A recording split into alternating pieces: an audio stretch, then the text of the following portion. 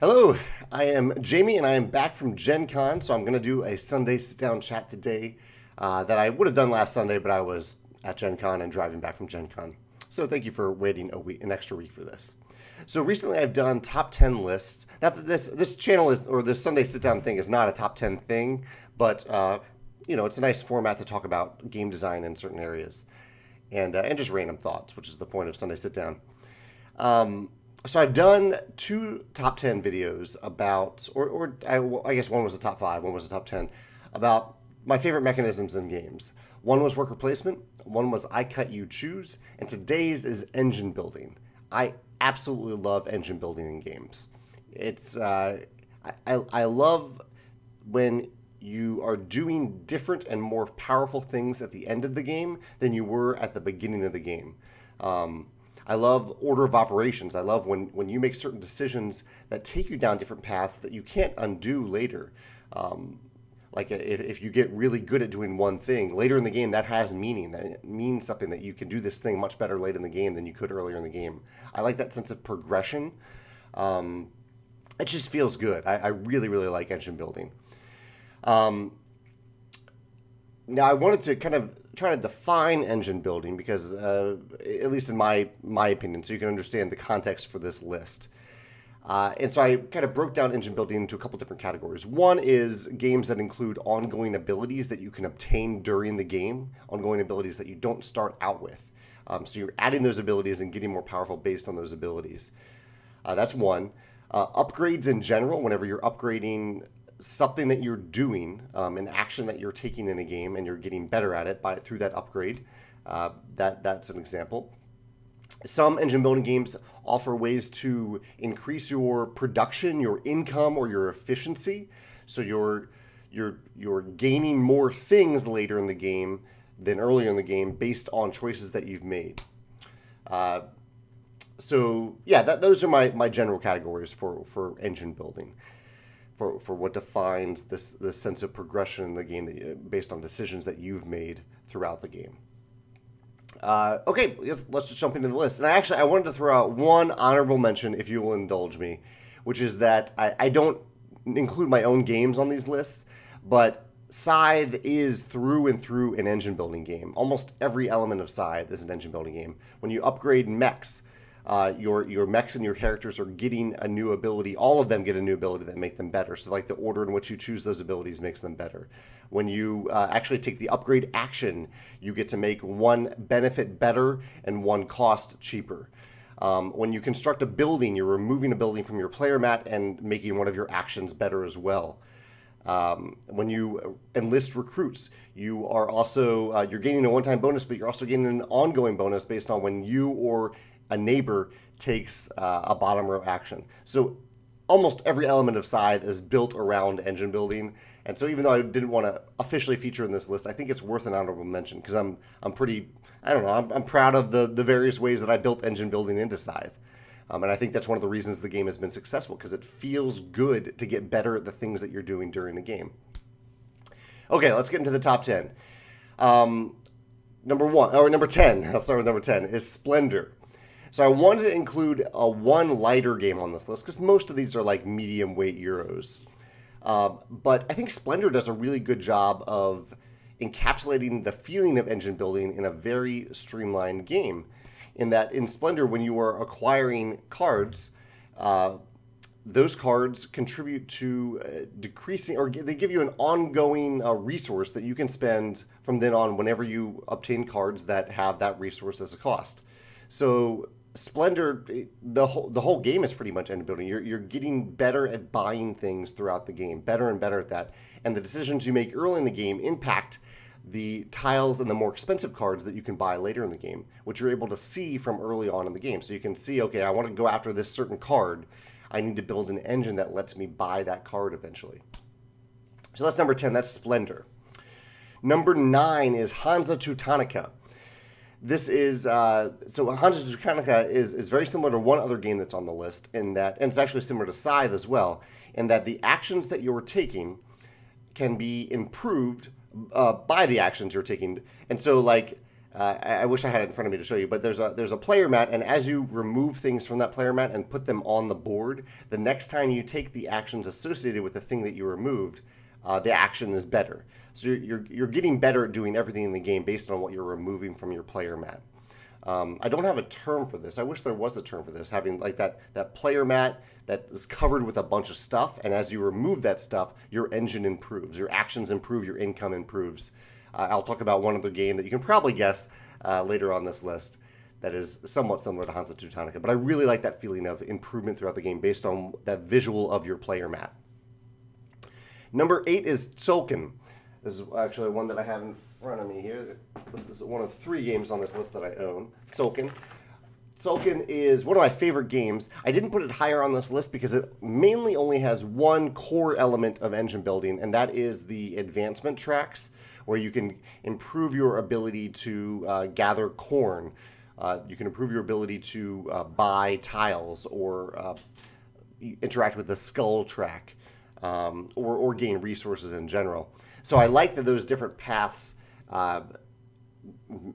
contribute to your engine throughout the game. And usually at the beginning of Tzolk'in, you get a few tiles that give you a little boost in some area, and I love choosing the tiles that let me advance on that advancement track right away, because I like the feeling of progression. I also like, and this is a good encapsulation of engine building games, I like the idea in engine building games that there's a tension between when you take an action versus when you improve that action and then take it. So there's this constant tension between, okay, do I need to take this thing right now, even though it's weaker than if I took it 2 turns down the road and got it when it's stronger, but at that point I missed out on the things that have happened between this turn and that turn. I really, really love that in engine building games. So that's Tzolk'in. That was number 8 on the list. Number 7 is another game that I have here with me. I wanted to include a deck building game because deck building is engine building at its distilled down to its core. You're improving your deck, you're improving your hand of cards throughout the game with better cards, and it just improves the way that you can operate within the context of the game. And I think Clank is probably my favorite deck building game right now. I think Clank does this really well. And I think that's kind of cool in Clank, because Clank, unlike many of these games, isn't a production game. You're not really producing anything in Clank. You are just getting better and better as an explorer, as a dungeon crawler, as you play the game. And so it has this engine building feel without having a production element, which is so common in engine building games. Number 6 on my list is Coimbra, a very recent addition to the list. Of some friends picked this up at Origins. I have a video about it. And in Coimbra, you're obtaining cards each round that improve your engine. Some of the cards are like one-time abilities, some are endgame abilities, but a number of them are cards that benefit you. Often when you're taking income, there are a couple different phases where they can benefit you. But there are just a ton of cards that say, whenever you do this, gain this, you gain this. And so I love whenever you do abilities, as long as they're easily tracked throughout the game. And Coimbra does this really well. The type of whenever abilities that I struggle with are those that aren't put in an intuitive place or aren't marked in an intuitive place, and so you forget about them when you actually take that action. That's, I think, one of the reasons why I like games like Hansa Teutonica that have a player mat that clearly visualizes what you get after you've removed tokens from that player mat. I think that's an elegant way of visualizing whenever you do abilities. And Coimbra does that really well by putting cards underneath your player mat. And so whenever, like, the player mat marks the phases, and so it, like, whenever you're in phase E, you can see, okay, these are the cards that I have there. These are my whenever you do abilities. So that's Coimbra. That's number 6. Number 5 is Dice Forge. Dice Forge is also a fairly recent addition to this list. I absolutely love Dice Forge, and a lot of it is engine building. So you're similar to a deck building game. You're improving your dice. You're actually building the die in a Dice Forge that improves your ability to do a bunch of different things, depending on whether or not you roll the things that you've put on the die. But you roll dice a lot in Dice Forge. The chances of you hitting the things that you've added are pretty high. There are also some cards that you can add that are ongoing abilities. Those are the main 2 things. But I mean, really, the dice. Improving the engine of your dice is just a really cool thing about Dice Forge. I'm trying to think offhand if there are any other dice games. There must be other dice games where you're improving your engine, like obtaining more dice throughout the game. I'm just blanking on them right now, but you can mention them in the comments if you can think of any engine building dice games where you're just acquiring more dice and rolling more dice to result in better things. That's number 5. Number 4 is Terra Mystica. This is the one that I was alluding to earlier. Terra Mystica. Terra Mystica, I think, does engine building really, really well, perhaps even better than Hansa Teutonica, in that you have this player mat that's covered with stuff, and you are removing that stuff. And there's a little bit of push and pull in Terra Mystica. The stuff that you're gaining from your player mat is income, so you're improving your the income that you're gaining every round. But as you pull something off the mat to place it on the board, you are replacing a token that's already on the board and putting that back on your mat. So your engine is always improving, but you're always sacrificing something for it. So it always feels good, but it always makes for a difficult decision. Am I ready to give up this thing that I need to get this other thing that's even better that I want? Terra Mystica also has some favor tiles that are engine building. They're whenever you do abilities, like whenever you place a house, or I think there might be a whenever you dig ability, gain this.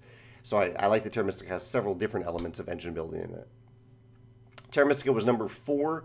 Number 3 is, and Terra Mystica could even be higher on the list. I love Terra Mystica, but there are a few other games that I think feature engine building even more. Number 3 is Russian Railroads. It's all about engine building.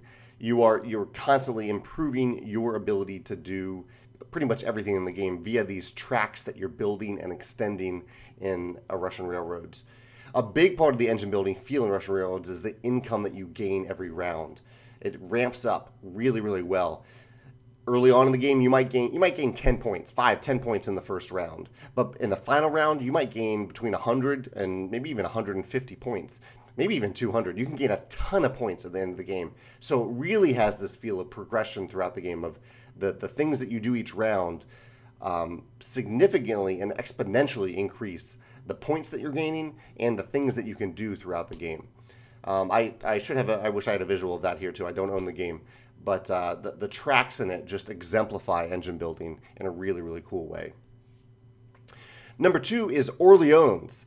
This actually wasn't completely on my radar when I thought about this list, but the more I thought about it, I really do love Orleans, and it has several types of engine building. It has bag building, so you are improving the actual tokens that you are using. I guess they're essentially workers that you're placing on your player mat. So you're getting better and better workers, or workers that feed directly into the engine that you are working on. But also, all of the tracks in Orleans are engine building tracks. So there's like the red track that improves the number of tokens that you draw each turn. There's the blue track just gives you income right away. I think there's a resource track that just gives you gives you coins right away. There's a resource track that gives you resources as soon as you gain them. Although there's also a majority scoring there. So every round, if you are the player who is the highest up on the resource track, you gain a free resource, I believe. What are the other ones? A couple of the other tracks are directly contribute to your engine. They make you better at doing things throughout the game. And I love that. I love advancing on tracks, but I love also when you advance on tracks that they actually improve the things that you can do from then on. And Orleans does it really well. And I think actually part of the reason Orleans does this so well is that there are a lot of rounds in Orleans. Maybe 14, 15 rounds, maybe even more. And so you're not just gaining that income once or twice. You're gaining it a lot throughout the game if you lock into it pretty early on. That's number 3. No, that was number 2, Orleans. Number 1 also surprised me a little bit, although this is a game that I've often associated with Scythe because they came out at similar times. They're both very much engine building games, and in my opinion, they're both very, very good engine building games. And this game is Terraforming Mars. Terraforming Mars is all about building a unique engine.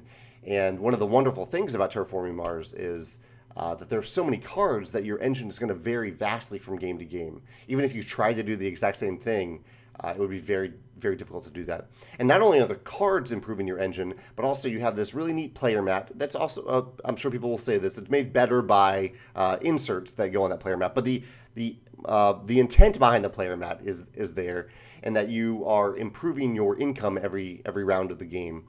And again, there are many rounds of Terraforming Mars, maybe maybe 10, 8 to 10, I think, and not quite as many as Orly owns.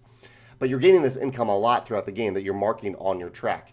So there's a very satisfying feel of a progression every time that you that you push that income forward right before gaining income. It feels really good to get that additional income and to kind of calculate, is it worth me, as the game progresses in particular, is it worth me improving this income even though I only know I'm going to gain that income 2 or 3 other times? And so there's a little bit of math that goes on there. But the heart of the game is really in those cards that make you better at doing so many things. And it feels really good in Terraforming Mars to have a card that you can't play for a while and then to finally play it and have that satisfaction of playing the card that you built up to or that you waited to the right moment to play and having that improve your engine. That feels really good. Or having your engine contribute to actually making that card. That feels really good in Terraforming Mars. So yeah, that's my top 10. I'll run down them really quick for you. Splendor, Hansa, Teutonica, Tzolk'in, Clank. I have these written out of order on my thing. Clank, Coimbra, Dice Forge, Terra Mystica, Russian Railroads, Orly, and Terraforming Mars. I did want to add a little bit of commentary at the end about engine building in general, which is I was a little surprised that no cooperative games were on this list. And yes, Orly has a cooperative variant, and a very good cooperative variant using the Invaders expansion. But it surprised me a little bit that there weren't more on here. And I think it's pretty rare in cooperative games that the game actually makes you better at doing things throughout the game. Usually the game is all about about punishing you and making you do worse throughout the game. One key exception to this is Spirit Island, and I think this is one of the reasons that Spirit Island has been so successful in the last year, and that you do feel more and more powerful throughout the game as you play. You are building your engine and getting better, and so it feels really, really good in Spirit Island instead of feeling beat down throughout the game. So I'd love to see more cooperative games and more examples. If you have any examples in the comments, feel free to mention them. Cooperative games where you yourself get better and better and more powerful throughout the game based on the choices that you're making. I would love to see that in more cooperative games. The cooperative game I'm working on certainly has that. Last, I will say that I love the engine building so much and the idea of progression in games so much that I would say that almost all Stonemaier games going forward will have engine building. I'm trying to think if, My Little Scythe is the most recent one. It has it. The next game that we have coming out, I'm trying to think if it does have it. It does, yeah. It's on the edge, but it definitely, it's a rewarding game and it gets better and better. This is a game that I'm going to announce at the end of August. The next game we have coming out early in 2019 is wholly an engine building game. It actually has its roots in Terraforming Mars in many ways. And it's very much an engine building game. I'm really, really excited about that game. And the next game, too, it's just, I love engine building so much. I like to give players that sense of progression and rewards as they play. Because I don't want to ask a player to do the same thing in the last round of a game and do it in the exact same way that they did it in the first round of the game. Because then what's the point in asking them to play the game if we're playing the game for that duration, if they're just doing the same thing over and over again. So that's why progression is really, really important to me, and I think engine building is one of the best ways to offer progression in games. So I'd love to hear your thoughts about engine building. If you have any recommendations for cooperative games that have that feeling of engine building, if you want to share your top 10 list of engine building games, it's kind of hard to search for on Board Game Geek because unless I overlooked it, I didn't see an engine building mechanism listed on Board Game Geek, which felt a little weird. But maybe I just totally missed it. But it might be hard to look up if I'm right and it's not on there. Or if you have any thoughts in general about progression in games, if there's any other ways that you can have that feeling of progression without having engine building, I'm curious about your thoughts about that as well. That's my Sunday Sit Down. I'll be back next week. I have a long list of Sunday Sit Down ideas to talk about, but if you have any Sunday Sit Down proposals, I'm happy to consider them as well. Take care. Bye.